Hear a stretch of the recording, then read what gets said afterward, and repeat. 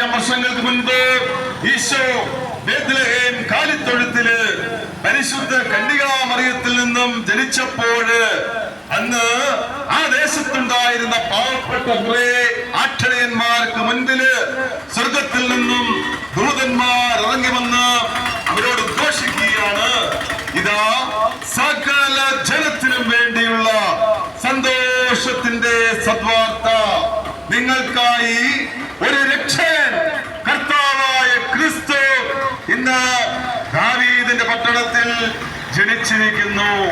അതേ സഹോദരങ്ങളെ, സകല മനുഷ്യർക്കും രക്ഷകനായിട്ടാണ് ഈശോ ഈ ഭൂമിയിൽ വന്നത്. എന്താണ് രക്ഷ? എന്താണ് രക്ഷ? അത് പാപത്തിൽ നിന്നുള്ള മോചനമാണ്.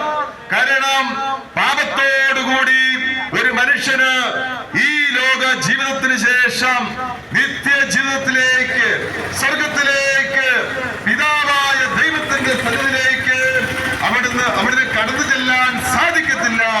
കാരണം ദൈവം പരമ പരിശുദ്ധൻ